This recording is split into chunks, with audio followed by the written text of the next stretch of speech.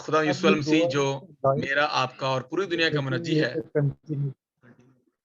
उन्हीं के नाम में आप सबकी सलामती चाहता हूं। हमारा खुदा जो बहुत मेहरबान बाप है, जो हमें प्यार करता है और जिसने ये मुमकिन किया कि आज हम एक बड़े अजीम खुदा के खादम जनाब इजाज गिल साहब के साथ एक प्रोग्राम गुफ्तगू कर सकें। कलमकार इंटरनेशनल के ये इस प्रोग्राम में जो शख्सियत हमारे साथ मौजूद हैं, मैं सबसे पहले उनको खुशामदीद कहता हूं। मैं आपका होस्ट रेवरेंड बशीर आसिम गेल हूं और कलमकार इंटरनेशनल एक ऐसी तंजीम है जो फ़रोग़ अदब के लिए काम कर रही है और हम एक माहाना मुशायरा तो करवाते ही हैं, लेकिन इसके साथ साथ हम गाहे बगाहे गुफ्तगू प्रोग्राम करते हैं। जो बड़े अजीम लोग हैं, जो जिनको हम बुलाते हैं, इनवाइट करते हैं, मदऊ करते हैं और ख़ास तौर पर उनकी जो कामयाबियां हैं, उनकी जो किताबें, उनके बारे में तबसरा भी करते हैं, उनकी शख्सियत के बारे में, उन्होंने ज़िंदगी में क्या किया, उनके बारे में भी हम उनसे पूछते हैं, ताकि हमारे जो नस्ल है, जो हमारी नई नस्ल है, जो नौजवान लोग हैं, जो सुनने वाले हैं, जो हमारे नाज़रीन हैं, उसको उनके लिए ये एक मशले राह भी हो, उनको इंस्पिरेशन भी मिले। तो मेरी आज मैं पास्टर जी, मैं आपका मशकूर हूँ कि आप तशरीफ लाए और मैं उनके लिए एक शेर कहना चाहता हूँ। यहाँ पे मैंने किसी ने क्या खूब कहा है, ये मेरा शेर नहीं है, किसी ने क्या खूब कहा है कि इतना आसान नहीं आपकी सीरत का शाऊर, इतना आसान नहीं आपकी सीरत का शाऊर, रूह की राह से गुजरे तो गुमा में आए।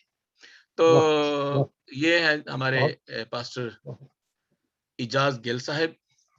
तो पास्टर जी, सबसे पहले तो आपका फिर एक दफा फिर शुक्रिया, हमारे कलमकार मैं आपका शुक्रिया के प्लेटफॉर्म पे आने का बहुत बहुत शुक्रिया, आपने वक्त निकाला। तो जी, आप अपने बारे में थोड़ा सा मुख्तसर बताएं, आप अपनी जिंदगी के बारे में, इब्तदाई जिंदगी के बारे में मुख्तसरन बताएं। आप भाई साहब, मैं एक देहाती बच्चा हूँ, देहात में ही पैदा हुआ, देहात में ही वक्त गुजरा और फिर जब थोड़ी समझ आई तो मैं घर से भाग के हॉस्टल में आ गया फर्रुखाबाद में, जो पुराना चूड़काना है। हाँ जी, हाँ जी। तो उस शहर से मैं ज्यादा एक ही दफा शहर में आया था, लेकिन मुझे इतना याद था कि मिशन आता है यहाँ पे। जी। तो पैदल 16-17 मील का वो सफर था, कभी भागना, कभी आहिस्ता चलना। तो ये फर्रुखाबाद वाली नहर जो है, इसकी खुदाई हो रही थी, ये बन रही थी। जी। तो वालिद मोहतरम, चूंकि ये फसल, गंदम की फसल का मौसम था, जब वो घर आए तो वालदा से पूछा कि भाई वो कहाँ है। हाँ जी। तो माँ जी ने बताया कि वो अपने कहने के वो स्कूल चला गया, फर्रुखाबाद चूड़काने चला गया। हाँ जी, हाँ जी। तो मेरे वाल साहब कहते हैं कि भूख तो बहुत लगी थी, लेकिन चूंकि अब मेरा दिल उदास है, मैं खाना नहीं खाऊंगा।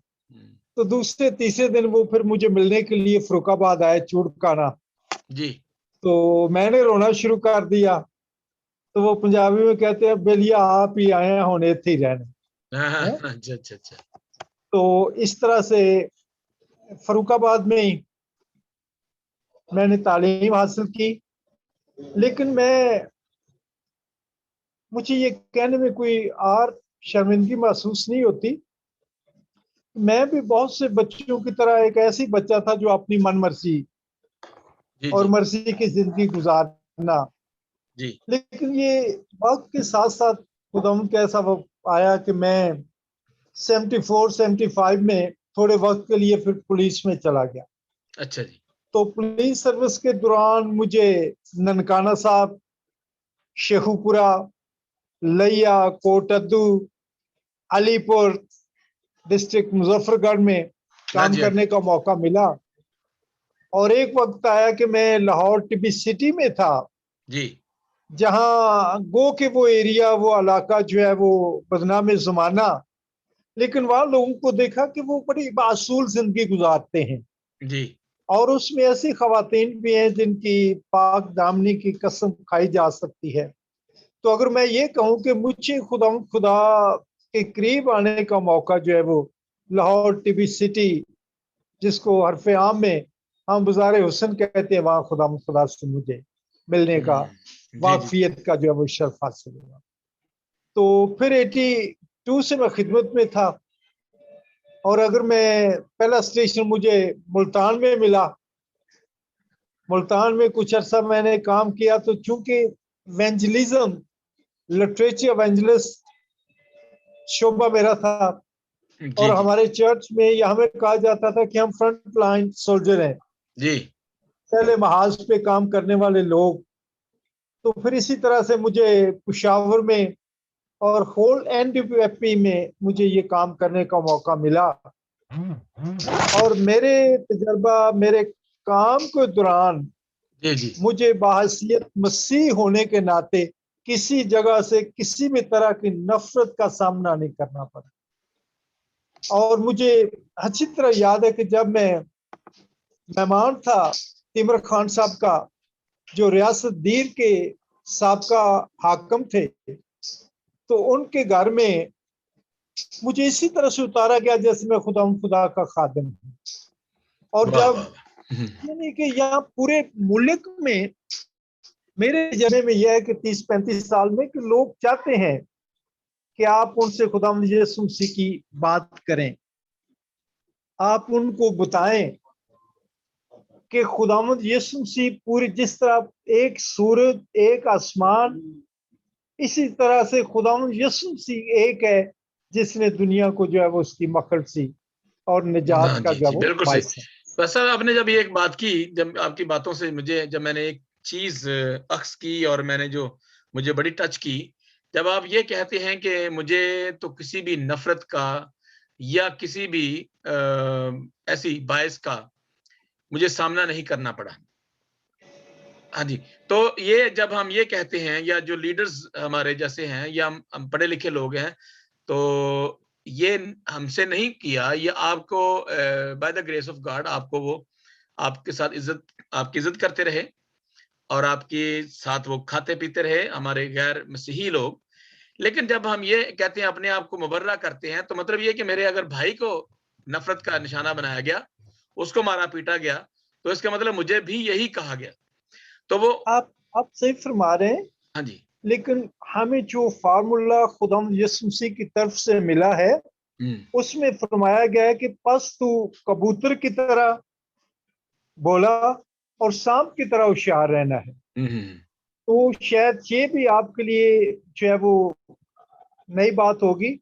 इसी साल 25 दिसंबर की शाम को 8 बजे मैं था, मेरे साथ एक पाकिस्तानी पादी साहब हैं, सेमिनरी हेड है अशरफ याकूब साहब, और एक कोरियन पास्टर थे, पास्टर जी।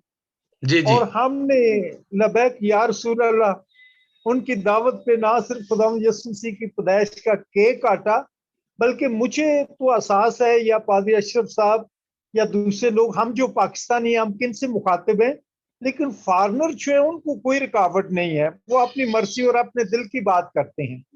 तो जब ये सारा सिलसिला खत्म हुआ तो मुझे खुसूसी तौर पर उन लोगों ने मेरा शुक्रिया अदा किया है। अच्छा अच्छा अच्छा। और उनमें से कुछ खानदान है जो महज मुझे इस वजह से अपने घर में खाने पे मदऊ करते हैं कि मैं उनके लिए दुआ करूं।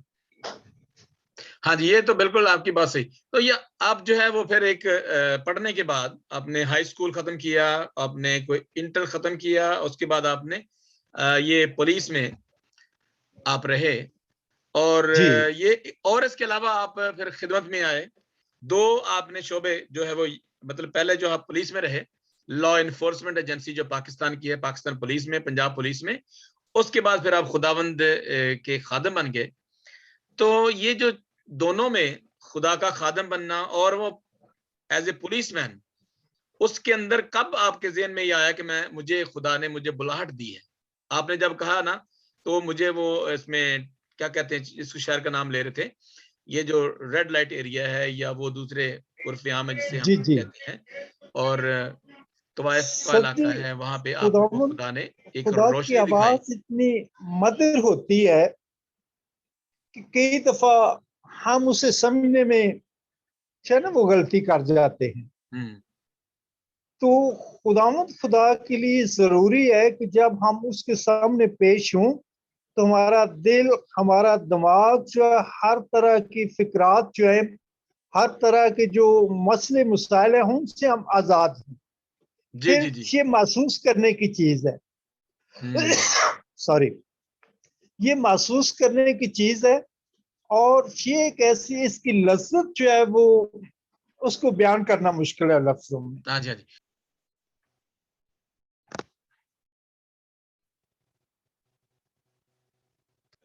इसी तरह से चूंकि मसीही होने के नाते मेरे और आप पर, हम पर फर्ज कर दिया गया है कि हमने लोगों के दफा, लोगों के बचाव के लिए, लोगों को अब्दियत से रुशनास कराने के लिए, लोगों के जो मुसाइब मुसीबतें हैं उनसे आज़ादी या उनकी उम्मीद को जिंदा करने के लिए हमें नरम ज़बान में और उनमें एहसास पैदा करने की जरूरत है।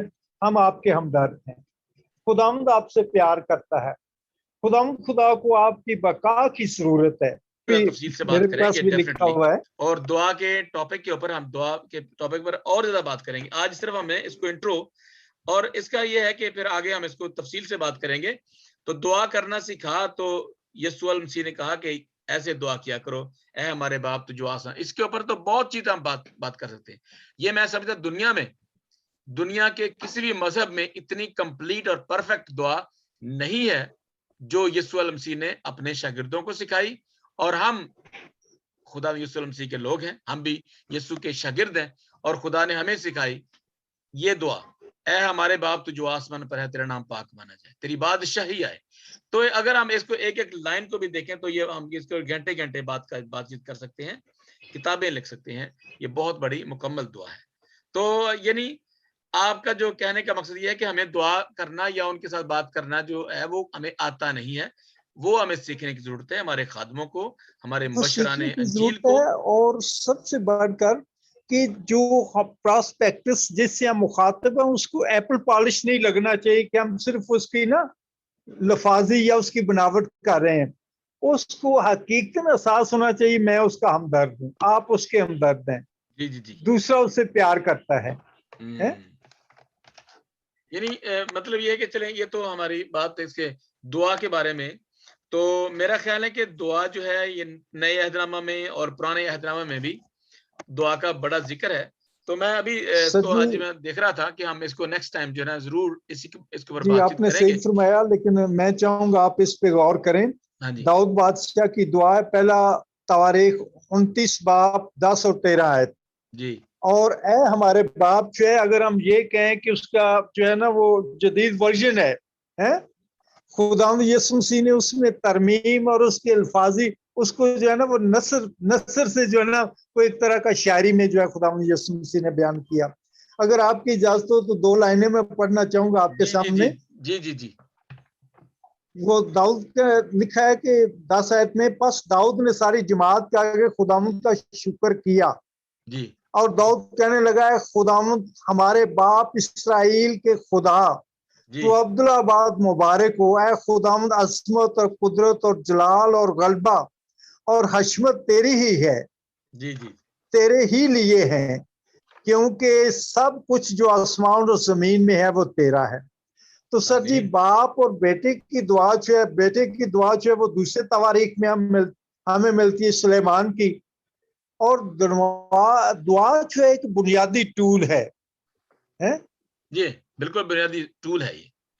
ये बुनियादी टूल है। ये यूं समझे कि गुफ्तगू का आगाज जब हम, जरूरी नहीं ऊंची लफ्जों में, दिल में, लेकिन काश हम मसीही जो हैं, काश हम इस वहम और इस खुशफहमी से बाहर निकल आए, हम बड़े हैं, हम बड़े नहीं हैं, हमारा मालिक बड़ा हमारा खुदा बड़ा है, है। बिल्कुल बिल्कुल सही बात।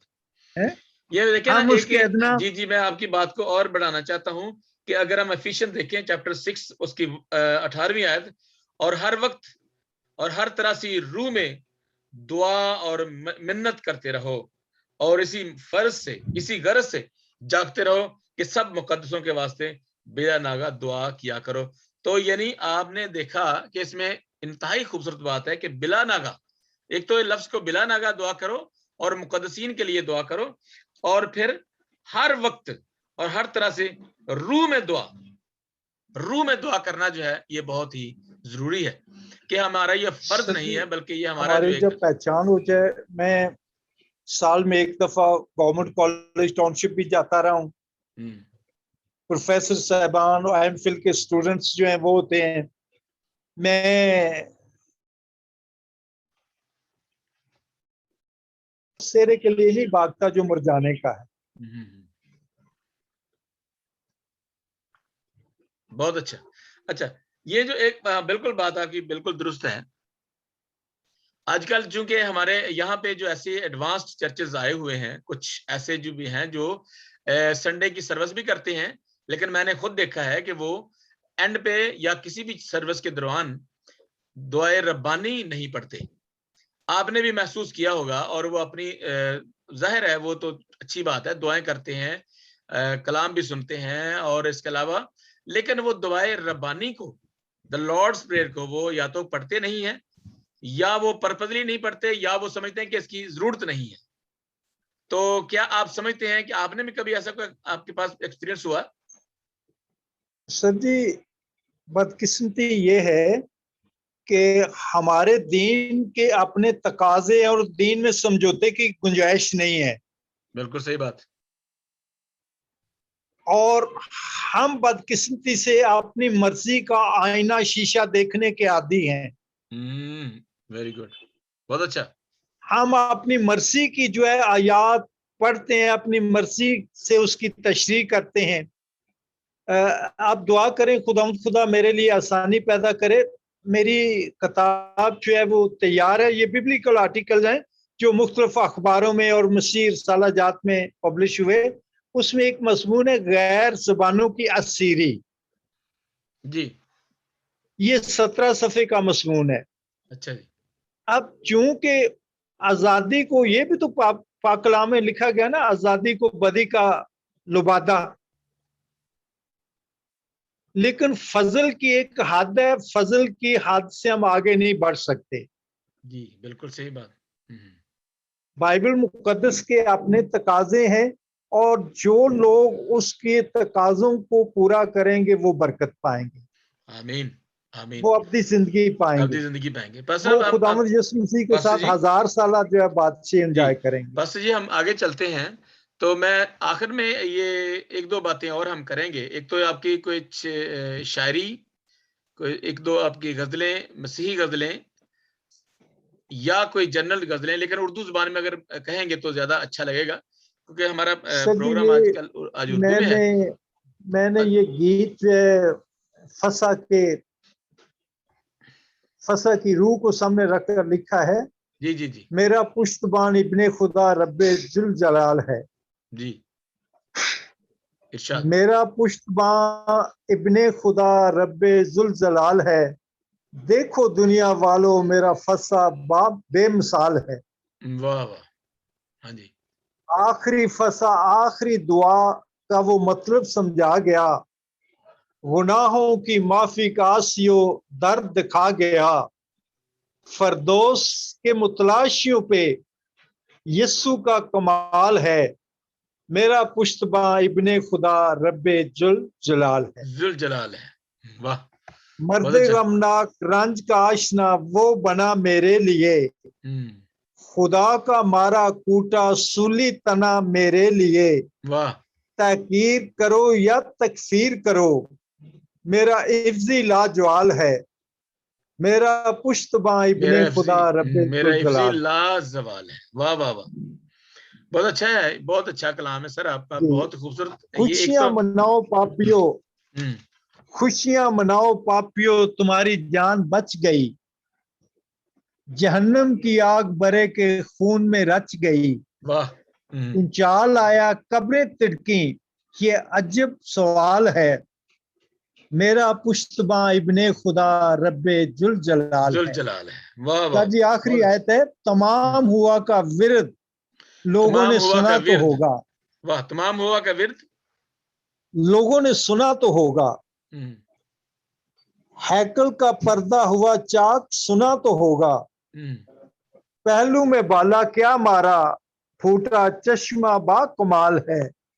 वाह, मेरा पुष्पा इब्ने खुदा रब्बे जुल जलाल है। जुल जलाल। देखो दुनिया वालों, मेरा फस्सा बेमिसाल है। बहुत खूब, बहुत अच्छा। ये सर, हाँ जी। तो आज चूंकि thank you so much pastor Ijaz Gill साहब, आपका बहुत शुक्रिया। आपको बरकत दे, आपकी तंजीम को बरकत दे, हमारे कलमकार खानदान को। इंटरनेशनल के प्लेटफॉर्म पर आने का और बहुत शुक्रिया। और इसी तरह से हम और ज्यादा भी प्रोग्राम करेंगे। और चूंकि आप तो एक दस्तगाह हैं, आप बहुत कुछ जानते हैं, खासतौर पर आपके अंदर जो है वो दर्द भी है, मसीही जज्बा भी है, और लोगों के साथ जो आप चाहते हैं कि लोग जो खुदा उनकी तरफ आए और मुकम्मल तौर पर आए, आधे ना आए, बल्कि खुदा मुकम्मल चाहता है, क्योंकि खुदा खुद मुकम्मल है। ये बात, और हमें ही वो मुकम्मल चाहता है कि हम मुकम्मल आए खुदा उनकी तरफ। अक्सर लोग आधे आते हैं, आधे घर में रहते हैं, आधे कहीं और होते हैं। हम चर्च में भी जाते हैं तो चर्च में भी आधे घर होते हैं, आधे कहीं और होते हैं। लेकिन आए हम खुदा उनके सामने जब आए तो मुकम्मल आए, और मुकम्मल, क्योंकि वो कामलियत का बाप है, वो हमें कामिल चाहता है, वो हमें कामिल बनाना चाहता है। मुकम्मल, सच्ची मुकम्मल आना चाहिए। और जो फजल के नाम पे हम ढीलापन जो मुसीयत में दाखिल हो चुका है, इसकी हमें नफी करनी है, क्योंकि वहां हमें तो फजल के तकाजे, फजल की हदूद को महसूस करना है। हमें तो कमर बंद कसने के लिए कहा गया है कि हर वक्त कमर कसे रखो, अपनी कमरों को कस के रखो, और एक्टिव रहो, होशियार रहो। और ये जो बहुत बहुत जबरदस्त बात है आज आपने जो की, तो मैं एक दफा फिर आपका मशकूर हूँ। और आखिर में मैं जो है ना फिर एक दफा दुआ करता हूँ कि आपको खुदावंद और ज्यादा लंबी उम्र अता करे और लोगों के लिए इस्तेमाल करे। Thank you so much once again. Kalamkar international पे आने का बहुत बहुत शुक्रिया। तो हमारे साथ आज पास्टर इजाज गिल साहब थे, तो मैं उनका शुक्रिया अदा करता हूँ। Thank you so much pastor.